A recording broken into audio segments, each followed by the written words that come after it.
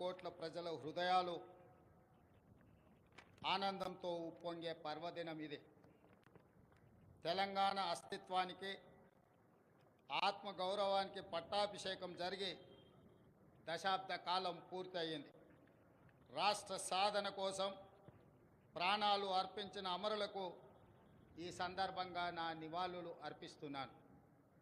6 దశాబ్దాల మన కలను నిజం చేసిన నాటి ప్రధానమంత్రి శ్రీ మన్మోహన్ సింగ్ గారికి, నాటి యూపీఏ చైర్పర్సన్ శ్రీమతి సోనియా గాంధీ గారులకు తెలంగాణ సమాజం తరఫున ప్రత్యేక కృతజ్ఞతలు తెలుపుతూ 4 కోట్ల తెలంగాణ ప్రజలకు తెలంగాణ ఆవిర్భావ దినోత్సవ శుభాకాంక్షలు. స్వేచ్ఛ తెలంగాణ జీవన శైలిలో భాగం. బానిసత్వాన్ని తెలంగాణ భరించదు. ప్రేమను పంచడం, పెత్తనాన్ని ప్రశ్నించడం మన తత్వం. ఆకలినైనా భరిస్తాం కానీ స్వేచ్ఛను హరిస్తే సహించం. దాశరథి చెప్పినట్టు తెలంగాణ అమాయకపు నెరజానే కానీ అన్యాయం జరిగితే తిరగబడే నైజం కూడా మనలో ఉంది. సంక్షేమం ముసుగులో ప్రజాస్వామ్యాన్ని చెరబట్టాలని చూస్తే తెలంగాణ భరించదు. ప్రాంతేతరుడు ద్రోహం చేస్తే పొలిమేరల వరకు తరిమి కొడతాం. ప్రాంతం వాడే ద్రోహం చేస్తే ప్రాణాలతోనే పాతి పెడతాం అన్న కవి కాళోజీ మాటలు అక్షర సత్యాలు. మిత్రులారా, డిసెంబర్ 7, 2023న ప్రారంభమైన ప్రజాపాలనలో స్వేచ్ఛ పునరుద్ధరణకు మొదటి ప్రాధాన్యత ఇచ్చాం. ముళ్ళ కంచెలు, ఇనుప గోడలు తొలగించాం. పాలకులు పాలితుల మధ్య గోడలు బద్దలు కొట్టాం. మున్సిపల్ కౌన్సిలర్ నుండి ముఖ్యమంత్రి వరకు ప్రజలకు అందుబాటులో ఉండే పాలన తెచ్చాం. మేం సేవకులం తప్ప పాలకులం కాదన్న నిజాన్ని నిరూపించాం. ప్రగతి భవన్ను మహాత్మా జ్యోతిరావు పూలే ప్రజాభవన్గా పేరు మార్చి ప్రజలకు అందుబాటులోకి తెచ్చాం. అక్కడ ప్రతి మంగళ శుక్రవారాల్లో ప్రజావాణి కార్యక్రమాన్ని నిర్వహిస్తున్నాం. ప్రజల సమస్యలు నేరుగా విని పరిష్కరిస్తున్నాం. ఆనాడు సచివాలయంలోకి ఈరోజు సామాన్యుడు కూడా రాగలిగే పరిస్థితి తెచ్చాం. ఇందిరా పార్కులో ధర్నా చౌక్కి అనుమతి ఇచ్చాం. మీడియాకు స్వేచ్ఛనిచ్చాం. ప్రతిపక్షానికి గౌరవం ఇచ్చాం. మా నిర్ణయాల్లో లోటుపాట్ల సమీక్షకు అవకాశం ఇస్తున్నాం. తప్పులు జరిగితే సరిదిద్దుకోవడానికి సిద్ధంగా ఉన్నాం. మేమే సర్వజ్ఞానులం అన్న భ్రమలు మాకు లేవు. అందరి సలహాలను సూచనలను స్వీకరించి చర్చించి ముందుకు వెళుతున్నాం. ప్రజలకు స్వేచ్ఛ, సామాజిక న్యాయం, సమాన అవకాశాలు ఇవ్వాలన్నది మా ప్రభుత్వం యొక్క ప్రాధాన్యత. జూన్ 2, 2014 నాడు తెలంగాణ భౌగోళిక ఆకాంక్ష నెరవేరింది. అంతటితో మనము లక్ష్యం చేరినట్టు కాదు. ఉద్యమ లక్ష్యాలు, అమరుల ఆశయాలు సాధించిన నాడే తెలంగాణ సాధనకు సార్థకత వస్తుంది. దశాబ్ద కాలం అన్నది ఒక మైలురాయి. ప్రజల ఆశలు, ఆశయాలు నెరవేర్చడంలో మనం ఎక్కడ ఉన్నామన్నది సమీక్షించుకోవాల్సిన సందర్భం ఈ దశాబ్ది ఉత్సవం. నేను రాజకీయ విమర్శల జోలికి పోను, కానీ చరిత్రను సమీక్షించుకున్నప్పుడే భవిష్యత్తుకు పునాదులు వేసుకోగలం. తప్పప్పులను గుర్తించి దిద్దుబాటు చేసుకోవడం విఘ్నుల యొక్క లక్షణం. 10 ఏళ్ల పాలన తెలంగాణ 100 ఏళ్ల విధ్వంసానికి గురి అయింది. భౌతిక విధ్వంసమే మాత్రమే కాదు, తెలంగాణ మూల స్వభావమైన స్వేచ్ఛపై దాడి జరిగింది. సామాజిక న్యాయం మేడి పండు చందంగా మారింది. ప్రజలందరికీ చెందాల్సిన రాష్ట్ర సంపద గుప్పెడు మంది చేతుల్లోకి చేరింది. తెలంగాణ సంస్కృతి, సాంప్రదాయాలు విధ్వంసానికి గురయ్యాయి. ఆర్థిక విధ్వంసం సంగతి చెప్పనక్కరలేదు. ఇదంతా గతం. ప్రజలే, ప్రజల కోసం, ప్రజల చేత ఎన్నుకోబడిన ప్రభుత్వం ఇప్పుడు తెలంగాణలో ఉంది. ప్రజాప్రభుత్వంలో జరుపుకుంటున్న మొదటి ఆవిర్భావ దినోత్సవం ఇది. అందుకే ఈ ఆవిర్భావ దినోత్సవానికి చరిత్రలో ప్రత్యేక స్థానం ఎప్పటికీ ఉంటుంది. మిత్రులారా, తెలంగాణ ప్రదాత మనకు మాతృ సమానురాలైన శ్రీమతి సోనియా గాంధీ గారిని ఈ పండుగకు ప్రత్యేకంగా మా మంత్రివర్గం 4 కోట్ల ప్రజల తరఫున ఆహ్వానించాం. ఏ హోదాలో సోనియా గాంధీని ఆహ్వానించారని అడుగుతున్నారు. నేను చెప్పదలుచుకున్న బిడ్డ ఇంట్లో శుభకార్యానికి తల్లికి హోదా కావాలా? తల్లిని ఆహ్వానించడానికి బిడ్డకు ఒకరి పర్మిషన్ అవసరమా? ఏ హోదా ఉందని, ఏ పదవిలో ఉన్నారని మహాత్మా గాంధీని మన జాతిపితగా గుర్తించుకున్నాం. తెలంగాణ చరిత్ర ఉన్నంత వరకు శ్రీమతి సోనియా గాంధీని ఈ సమాజం తల్లిగా గుర్తించి గౌరవిస్తుంది. ఈ గడ్డతో ఆ తల్లి బంధం రాజకీయాల బంధము కాదు, ఆ తల్లి బంధం పేగు బంధం ఈ తెలంగాణతో. ఈ దశాబ్ది ఉత్సవాల శుభ సందర్భంలో అమరుల ఆశయాలు ప్రజలు కళలు నెరవేర్చే దిశగా ప్రజాప్రభుత్వం కొన్ని కీలక నిర్ణయాలు తీసుకుంది. అందులో ప్రధానంగా సాంస్కృతిక పునరుజ్జీవనం, ఆర్థిక పునరుజ్జీవనం, ఈ రెండు ఇప్పుడు తెలంగాణ భవిష్యత్తు నిర్మాణానికి కీలక అంశాలు. ఈ దిశగా మన ప్రభుత్వం అడుగులు వేస్తుంది. మిత్రులారా, ఏ జాతికైనా తన సంస్కృతే తన అస్తిత్వం. ఆ సంస్కృతిని కాపాడటం ప్రభుత్వాల బాధ్యత. బోనం నుండి బతుకమ్మ వరకు, సాయుధ పోరాటం నుండి స్వరాష్ట్ర ఉద్యమం వరకు మన సంస్కృతి, మన చరిత్ర గొప్పవి. సమ్మక్క సారలమ్మ నుండి జోగులాంబ వరకు, భద్రాద్రి రాముడు నుంచి కొమరం భీముడి వరకు అమరుల త్యాగాలు, హక్కుల ఉద్యమాల వంటి వాటితో తెలంగాణ గొప్ప చారిత్రక వారసత్వాన్ని కలిగి ఉంది. ఈ సంస్కృతిని, చరిత్రకు పునరుజ్జీవనం జరగాలి. తెలంగాణ వచ్చి 10 ఏళ్ళైనా ఇప్పటికి మన రాష్ట్ర గీతము లేదు. ఉద్యమ కాలంలో ఉవ్వెత్తున స్ఫూర్తిని రగల్చిన జయ జయ హే తెలంగాణ జననీ జయ కేతనం గేయమే మన రాష్ట్ర అధికార గీతం కావాలని ఆనాడు ఆశించాం. సహజ కవి అందశ్రీ రచించిన ఈ గేయం మన రాష్ట్ర గేయంగా ఉంటుందని విశ్వసించాం. ప్రజల ఆకాంక్షల మేరకు ఈ పర్వదినాన జయ జయ హే తెలంగాణ గీతాన్ని రాష్ట్ర అధికార గీతంగా సగర్వంగా మా ప్రభుత్వం ప్రకటిస్తున్నది. చిహ్నం ఒక జాతి చరిత్రకు అద్దం పడుతుంది. జాతి చరిత్ర మొత్తం నిక్షిప్తమై ఉండేది చిహ్నంలో మాత్రమే. తెలంగాణ అంటే ధిక్కారం, తెలంగాణ అంటే పోరాటం. రాష్ట్ర అధికారిక చిహ్నంలో అది ప్రతిబింబించాలి. ఆ దశగా ప్రజాప్రభుత్వం నూతన చిహ్నాన్ని రూపొందించే పనిలో ఉంది. వివిధ వర్గాల నుంచి వచ్చిన సూచనలు, సలహాలు పరిగణలోకి తీసుకొని రాష్ట్ర నూతన చిహ్నాన్ని రూపొందించే పనిలో ఉన్నాం. అదేవిధంగా మిత్రులారా, ఉద్యమ సమయంలో ప్రజలు టీజీ అనే ఇంగ్లీష్ అక్షరాలను తెలంగాణకు సంక్షిప్త అక్షరాలుగా నిర్ధారించారు. యువత తమ గుండెలపై టీజీ అని పచ్చబొట్లుగా పొడిపించుకున్నారు. వారి ఆకాంక్షల మేరకు టీఎస్ స్థానంలో టీజీని పునరుద్ధరిస్తూ ప్రభుత్వం నిర్ణయం తీసుకున్నది. జననీ జన్మభూమిస్య స్వర్గాదపి గరీయసి అంటే జన్మనిచ్చిన తల్లి, జన్మనిచ్చిన భూమి స్వర్గం కంటే గొప్పవని అర్థం. తెలంగాణ తల్లి 4 కోట్ల ప్రజల యొక్క ఆకాంక్ష ప్రతిరూపంగా ఉండాలి.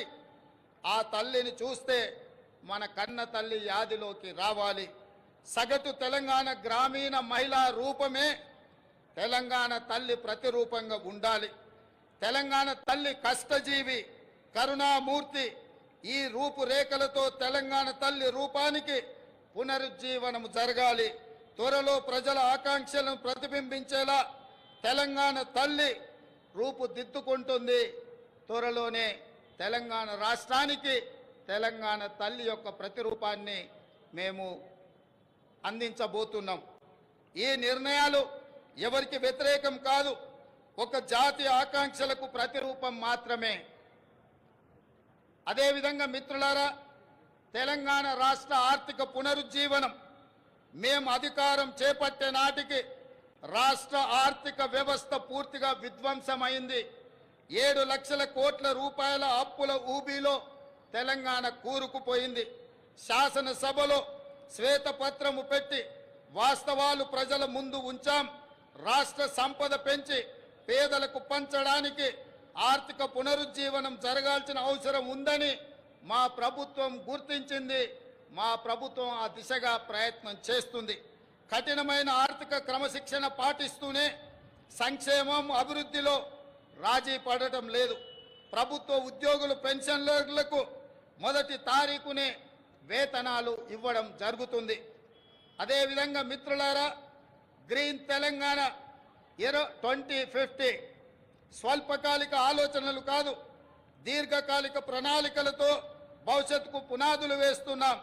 మొత్తం తెలంగాణకు గ్రీన్ తెలంగాణ 2050 మాస్టర్ ప్లాన్ తయారు చేస్తున్నాం. రాష్ట్రాన్ని 3 జోన్లుగా విభజిస్తున్నాం. హైదరాబాద్ ఔటర్ రింగ్ రోడ్డు పరిధిలో ఉన్న ప్రాంతాన్ని అర్బన్ తెలంగాణగా, ఔటర్ రింగ్ రోడ్డు నుంచి రీజనల్ రింగ్ రోడ్డు మధ్య ప్రాంతాన్ని సబర్బన్ తెలంగాణగా, రీజనల్ రింగ్ రోడ్డు నుండి తెలంగాణ సరిహద్దుల వరకు ఉన్నది గ్రామీణ తెలంగాణగా నిర్ధారించాం. ఈ 3 జోన్లలో ఎక్కడ ఎలాంటి అభివృద్ధి జరగాలి, ఎక్కడ ఏ రకమైన మౌలిక సదుపాయాల కల్పన జరగాలన్నది ఈ మెగా ప్రణాళికలో విస్పష్టంగా తొందరలోనే ప్రకటిస్తాం.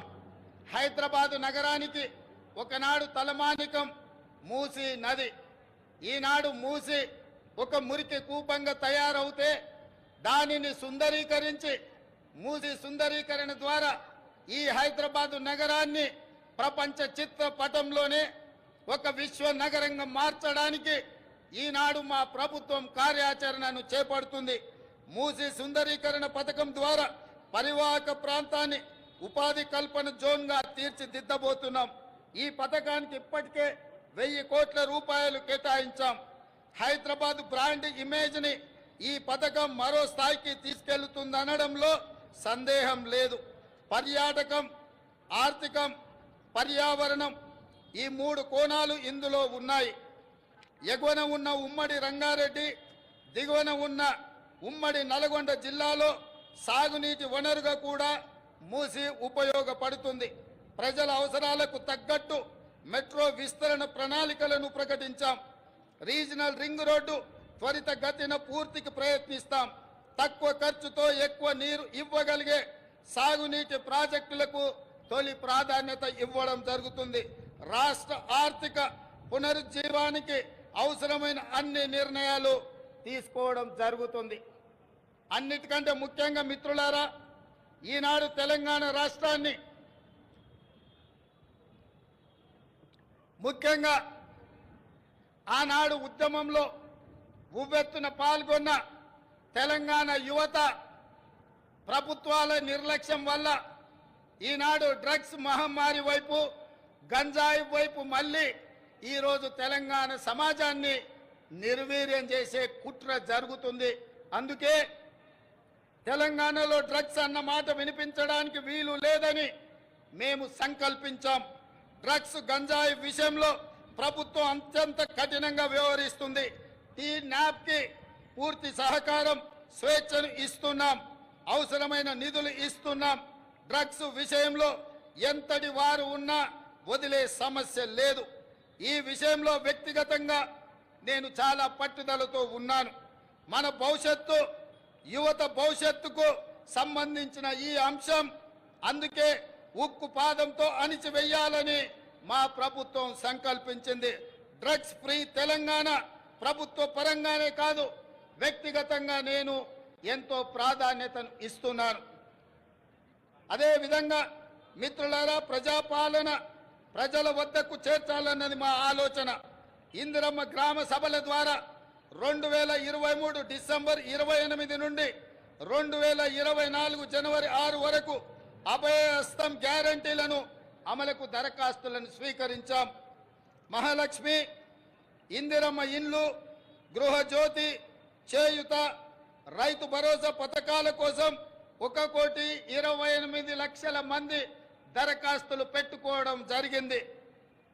ఇందులో డూప్లికేట్ దరఖాస్తులు మినహాయించగా 1,09,000 దరఖాస్తులు మిగిలాయి. ఈ దరఖాస్తులను కంప్యూటరీకరించి ఈ సమస్యలన్నిటిని కూడా పరిష్కరించి తెలంగాణ రాష్ట్రంలో పేద ప్రజలందరికీ సంక్షేమ పథకాలను అందుబాటులోకి తీసుకురావాలని నా మంత్రివర్గం ఉక్కు సంకల్పంతో ఈరోజు పనిచేస్తుంది. అదేవిధంగా మిత్రులారా, అధికారంలో వచ్చిన 48 గంటల్లోనే 2 గ్యారంటీల అమలుకు శ్రీకారం చుట్టాం. ఆడబిడ్డలకు ఉచిత బస్సు ప్రయాణ సౌకర్యాన్ని కల్పించాం. పైసా ఖర్చు లేకుండా రాష్ట్రంలో ఎక్కడికైనా ఉచితంగా వెళ్లే అవకాశం మహిళలకు, మా సోదరి మనులకు ఈ పథకం ఉపయోగపడుతుంది. ఈనాడు కోట్లాది మంది ఆడబిడ్డలు అమ్మగారింటికైనా, అత్తగారింటికైనా, భద్రాచలం గుడికైనా, సమ్మక్క సారలమ్మ సందర్శనానికైనా కోట్లాది మంది మహిళలు వినియోగించుకుంటున్నారు అనంటే మా ప్రభుత్వానికి ఎంతో సంతృప్తినిచ్చింది ఈ ఉచిత బస్సు ప్రయాణ సౌకర్యం. అదే విధంగా బస్సులు సరిపోవడం లేదు, వాళ్లకు సమస్య అవుతున్నదంటే అదనంగా బస్సులను ఏర్పాటు చేయడమే కాదు, అదనంగా బస్సులను కూడా మా ప్రభుత్వం కొనుగోలు చేసి మా ప్రాధాన్యత మహిళల పట్ల అత్యధికంగా ఉంటుంది అని చెప్పి ఆ తల్లులకే ఈ ఉచిత బస్సు ప్రయాణాన్ని మేము అంకితం చేయడం జరిగింది. అదేవిధంగా పేదల ఆరోగ్య విషయంలో రాష్ట్ర ప్రభుత్వం ఆనాడు డాక్టర్ వైఎస్ రాజశేఖర రెడ్డి గారు ఉన్నప్పుడు శ్రీమతి సోనియా గాంధీ గారి నేతృత్వంలో ఆరోగ్యశ్రీ పథకాన్ని తీసుకువచ్చి పేద ప్రజలకు ఆరోగ్యాన్ని, కార్పొరేట్ వైద్యాన్ని అందించడం ద్వారా ఆ కుటుంబాలను ఆదుకునే విధంగా ఆనాడు ఆ పథకాన్ని ప్రవేశపెట్టడం జరిగింది. కొన్ని ప్రత్యేకమైన పరిస్థితుల వల్ల ఆ పథకం నిర్వీర్యమైన మళ్ళీ ప్రజాపాలన ప్రారంభించిన ఎంబడే మా ప్రభుత్వం, మా మంత్రివర్గం 5 లక్షల రాజీవ్ ఆరోగ్యశ్రీ పథకాన్ని పేదలకు ఉచిత వైద్యాన్ని అందించడానికి 10 లక్షల రూపాయలకు పెంచి డిసెంబర్ 9 నుంచి అమలు చేసి పేదల ఆరోగ్యాన్ని కాపాడే విధంగా ఈనాడు మా ప్రభుత్వం ముందుకెళ్తుంది. అందుకే ఈరోజు పేదల యొక్క ఆరోగ్యం మా ప్రభుత్వం యొక్క బాధ్యత అని చెప్పి సగర్వంగా నేను తెలియజేస్తున్నాను. అదేవిధంగా యువత ఉద్యోగాల నోటిఫికేషన్లు, పరీక్షల నిర్వహణ పారదర్శకంగా నిర్వహించడానికి తెలంగాణ పబ్లిక్ సర్వీస్ కమిషన్ని ప్రక్షాళన చేశాము. 70 రోజుల్లోనే 30,000 మంది నిరుద్యోగ యువకులకు ఉద్యోగ అవకాశాలు కల్పించి ఉద్యోగ పత్రాలు ఎల్బీ స్టేడియంలో వాళ్ళ కుటుంబ సభ్యుల సమక్షంలో వాళ్ళ కళ్ళల్లో సంతోషాన్ని చూస్తూ మా ప్రభుత్వం నియామక పత్రాలను అందజేయడం జరిగింది. ఈనాడు నిరుద్యోగ యువకుల యొక్క ఉద్యోగ ఉపాధి అవకాశాలు మా ప్రభుత్వం ఎంతో ప్రాధాన్యతతో వాటిని నిర్వహిస్తున్నది. అదేవిధంగా గ్రూప్ 1 నోటిఫికేషన్ ఇచ్చినాం. ఈ నెల 9న ప్రాథమిక పరీక్ష జరగబోతుంది. అదేవిధంగా మెగా డిఎస్సి పోస్టులతో 11,062 ఉద్యోగ నోటిఫికేషన్లు ఇచ్చినాం. తొందరలోనే ఈ టీచర్ల నియామకాలను చేపట్టడం ద్వారా తండాలలో, గూడాలలో, మారుమూల పల్లెల్లో పేదలకు విద్యను అందుబాటులోకి తీసుకొచ్చి ప్రతి పేదవాడికి విద్యను అందించాలన్న లక్ష్యమే మా ప్రభుత్వం యొక్క లక్ష్యము. ఆ దిశగా మేము ప్రయాణం చేస్తున్నాం. అదేవిధంగా వయో పరిమితిని కూడా 44 సంవత్సరాల నుంచి 46 సంవత్సరాలకు పెంచి ఈ ఖాళీలను భర్తీ చేసే నిర్ణయం మా ప్రభుత్వం తీసుకున్నది. మిత్రులారా, రాష్ట్రంలో లక్షల మంది ప్రజల సొంత ఇళ్ల కోసం ఎదురు చూస్తున్నారు. వారి కలలు నెరవేర్చేందుకు భద్రాద్రి రాముడు సాక్షిగా ఇందిరమ్మ ఇళ్ల పథకాన్ని ప్రారంభించాం. పేదల కోసం ఈ ఏడాది 4,50,000 ఇండ్లను మంజూరు చేయడమే కాదు, 22,500 కోట్ల రూపాయలు నిధులు కేటాయించడం ద్వారా ప్రతి శాసనసభ నియోజకవర్గంలో 3,500 ఇళ్లు పేదవాళ్లకు నిర్మించి పేదవాడి సొంత ఇంటి కలను, చిరకాల స్వప్నాన్ని మా ప్రభుత్వం పూర్తి చేయాలని దృఢ సంకల్పంతో ముందుకు వెళ్ళడం జరుగుతుంది. అదేవిధంగా విద్యారంగ ప్రక్షాళన, తెలంగాణ ఎడ్యుకేషన్ హబ్ గా తీర్చిదిద్దాలని సంకల్పించాం. అందుకే ప్రతి మండల కేంద్రంలో అంతర్జాతీయ మోడల్ స్కూళ్లను నిర్మించడం మా బాధ్యతగా భావించి ఆ ప్రయత్నాన్ని ముందుకు తీసుకెళ్తున్నాం.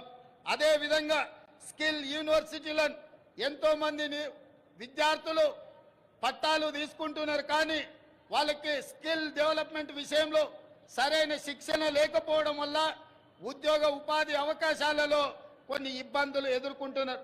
దానికోసమే తెలంగాణ యువతకు స్కిల్ యూనివర్సిటీలను ఏర్పాటు చేయడమే కాకుండా రాష్ట్రంలో దీనికి సంబంధించి అధికారుల బృందం ఇప్పటికే ఢిల్లీ, ఒడిశా, గుజరాత్ రాష్ట్రాల్లో పర్యటించి అధ్యయనం చేసింది.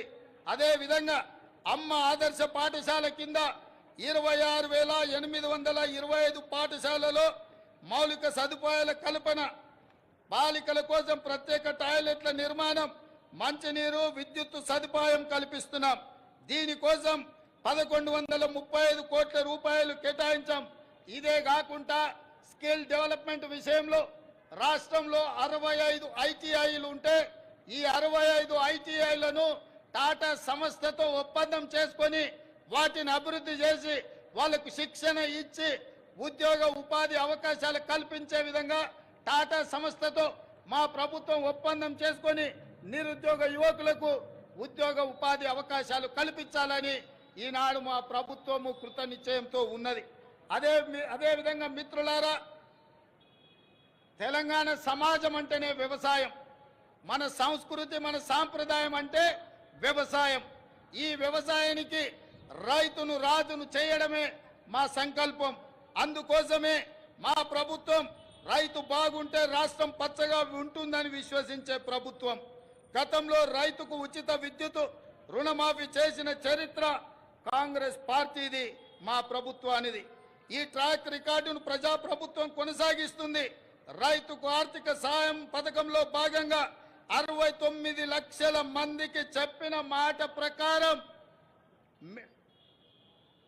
7,500 కోట్ల రూపాయలు వారి ఖాతాలో జమ చేసి ప్రతి రైతుకు రైతు భరోసా పథకంలో నిధులను విడుదల చేయడం జరిగింది. అదేవిధంగా ఇటీవల కాలంలో అకాల వర్షాలతో పంట నష్టం జరిగితే ప్రతి ఎకరాకు 10,000 రూపాయల నష్ట పరిహారం ఇవ్వడం జరిగింది. ధాన్య సేకరణ విషయంలో కూడా ఈరోజు 7,245 ధాన్య సేకరణ కేంద్రాలను ఏర్పాటు చేసి తండాలలో, గూడాలలో, మారుమూల పల్లెల్లో రైతులు పండించిన పంటను అక్కడే ధాన్య సేకరణ కేంద్రాలను ఏర్పాటు చేసి ఆ ధాన్యాన్ని సేకరించి తుట్టి, తాలు, తరుగు పేరు మీద తుట్టి తీయకుండా ప్రభుత్వం కఠినమైన చర్యలు తీసుకుంది. అకాల వర్షాలతో తడిసిన ధాన్యాన్ని కూడా కనీస మద్దతు ధర ఇచ్చి కొనుగోలు చేసి రైతులను ఆదుకొని రైతులను కాపాడాలని, రైతులని రాజులుగా చెయ్యాలని మా ప్రభుత్వం దృఢ సంకల్పంతో పనిచేస్తుంది. ఇదే కాదు, ధరణి విషయంలో కూడా చాలా సమస్యలు, లక్షలాది సమస్యలు మా దృష్టికి వచ్చినాయి. వాటిని పరిష్కరించడానికి ధరణి విషయంలో కూడా ఒక కమిటీని ఏర్పాటు చేసి ప్రతి సమస్యను పరిష్కరించి ధరణిలో జరిగిన లోపాలను సరిదిద్ది ప్రతి రైతుకు, ప్రతి వాడికి మేలు జరిగే విధంగా ధరణి ప్రక్షాళన కార్యక్రమాన్ని మా ప్రభుత్వం తీసుకొని ముందుకు వెళ్తుంది. అదేవిధంగా మిత్రులారా, రాష్ట్రంలో విద్యుత్ సరఫరా నిరంతరాయంగా 24 గంటలు అందిస్తున్నామని చెప్పడానికి నేను గర్వపడుతున్నాను. రాష్ట్ర చరిత్రలో ఎన్నడూ లేని విధంగా ఈ ఏడాది మార్చి 6న అత్యధికంగా 298 మిలియన్ యూనిట్ల విద్యుత్ సరఫరా చేసి రాష్ట్రం ఏర్పడిన తర్వాత అత్యధికంగా రికార్డును సృష్టించాం. నిరంతరాయంగా విద్యుత్తుని సరఫరా చేశాం. పేదల గృహాలకు, వ్యవసాయానికే కాదు భూమి లేని నిరుపేదలకు ప్రతి ఇంటిలో వెలుగులు చూడాలని, వాళ్ళ కళ్ళల్లో ఆనందం ఉండాలని ప్రతి పేదవాడికి 200 యూనిట్లు ఉచిత విద్యుత్తును అందించి పేదవాళ్ళకు అండగా నిలబడి ఈరోజు మా ప్రభుత్వం ముందుకు సాగుతున్నది. అదేవిధంగా మిత్రులారా, పెట్టుబడుల విషయం, రాష్ట్రంలో పెట్టుబడులు తీసుకొచ్చి తద్వారా ఉద్యోగ ఉపాధి అవకాశాలు కల్పించి రాష్ట్ర ఆదాయాన్ని పెంచి పేదలకు పంచాలన్న లక్ష్యంతో దావూస్ పర్యటన మా మంత్రి సహచరులతో పర్యటన చేయడం జరిగింది. ఈ పర్యటనలో 40,000 కోట్ల రూపాయలకు సంబంధించిన పెట్టుబడుల ఒప్పందాలు రాష్ట్ర ప్రభుత్వం చేసుకున్నది. ఇది పెట్టుబడుల ఆకర్షణలో ఒక గొప్ప రికార్డు. ఈ ఒప్పందం కార్యరూపం దాల్చే కార్యాచరణ మొదలు పెట్టాం.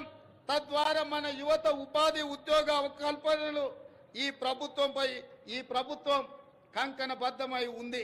అదేవిధంగా మిత్రులారా, మహాలక్ష్మి పథకం, మహాలక్ష్మి ఈరోజు నాకు చాలా ఆనందంగా ఉంది. ఈ రాష్ట్ర అవతరణ ఉత్సవాలలో ఈనాడు పర్యటన చేస్తున్నప్పుడు ఇటువైపున అటువైపున వేలాది మంది మా తెలంగాణ ఆడబిడ్డలు ఇక్కడికి వచ్చి మా మహాలక్ష్ములందరూ మా ప్రభుత్వాన్ని ఆశీర్వదించడానికి వాళ్ళందరూ ఇక్కడికి రావడం జరిగింది. మనస్ఫూర్తిగా వారికి ధన్యవాదాలు తెలియజేస్తూ మహాలక్ష్మి పథకం ద్వారా 1 కోటి మంది ఆడబిడ్డలను కోటీశ్వరులను చేయాలన్నది మా ప్రభుత్వ సంకల్పం. మహిళలు తయారు చేసే ఉత్పత్తులకు సరైన మార్కెటింగ్ సదుపాయం కల్పిస్తాం. వాళ్ళ ఉత్పత్తులను మార్కెటింగ్ చేసుకోవడానికి హైటెక్ సిటీ పక్కన శిల్పారామం దగ్గర 3 ఎకరాల స్థలాన్ని వందలాది స్టాళ్లను పెట్టుకోవడానికి వాళ్ళకి స్థలాన్ని కేటాయించడం జరిగింది. ఏ ప్రాంతంలో అయితే విప్రో, ఇన్ఫోసిస్, ఐటీ కంపెనీలు ఉన్నాయో ఆ పక్కనే మా ఆడబిడ్డలకు గ్రామీణ ప్రాంతాలలో వారు చేసిన ఉత్పత్తులను అమ్ముకోవడానికి శిల్పారామం పక్కన 3 ఎకరాల స్థలాన్ని కేటాయించాం. అందులో వాళ్ళ ఉత్పత్తులను సగర్వంగా ఈ ప్రపంచానికి పరిచయం చేసే అవకాశం ఉంది. ఆ విధంగా మా ఆడబిడ్డలను పారిశ్రామికవేత్తలను చేసి కోటీశ్వరులుగా మార్చాలనే సంకల్పం మా ప్రభుత్వం తీసుకున్నది. మా ఆడబిడ్డల ఆశీర్వాదం మాకు ఎప్పుడు ఉండాలని నేను వారికి విజ్ఞప్తి చేస్తున్నా. ఇదే కాదు, ఈనాడు వంటలో ఇల్లాలు సంపాదించిన సొమ్ము సిలిండర్కే ఖర్చు అవుతున్నది. కాబట్టి 1,200 రూపాయలు ఉన్న సిలిండర్ను ఈనాడు 500 రూపాయలకి ఆడబిడ్డలకు అందించడం ద్వారా ఆడబిడ్డల కళ్ళల్లో కన్నీళ్లు రావద్దు, ఆ కుటుంబాలు సంతోషంగా ఉండాలి, ఆడబిడ్డలకు అండగా నిలబడాలని 500 రూపాయలకే ఈనాడు మా ప్రభుత్వం సిలిండర్ను అందించడం జరుగుతుంది. అదేవిధంగా మిత్రులారా, తెలంగాణ ముందు పలు సవాళ్లు కూడా ఉన్నాయి. ముఖ్యంగా కృష్ణా గోదావరి జలాల్లో మన వాటా లెక్క తేల్చాల్సిన అవసరం ఉంది. 10 ఏళ్లైనా నీటి పంపకాలు జరగలేదు. కేంద్రంపై ఒత్తిడి తెచ్చి త్వరగా నీటి వాటాలు సాధించుకొని సాగునీటి ప్రణాళికలు సమర్థవంతంగా అమలు చేసుకోవాలన్నది ప్రభుత్వం యొక్క ఆలోచన. హైదరాబాద్ ఉమ్మడి రాజధానికి ఈ రోజుతో కాలం చెల్లింది. ఆంధ్రప్రదేశ్లో ఆస్తుల విభజనకు సంబంధించి ఈ సమస్యలను సాధ్యమైనంత త్వరగా పరిష్కరించుకుంటాం. అదేవిధంగా మిత్రులారా, తెలంగాణ ప్రపంచానికి ఒక దిక్సూచి కావాలి. విశ్వ వేదికపై తెలంగాణ విజయ పతాక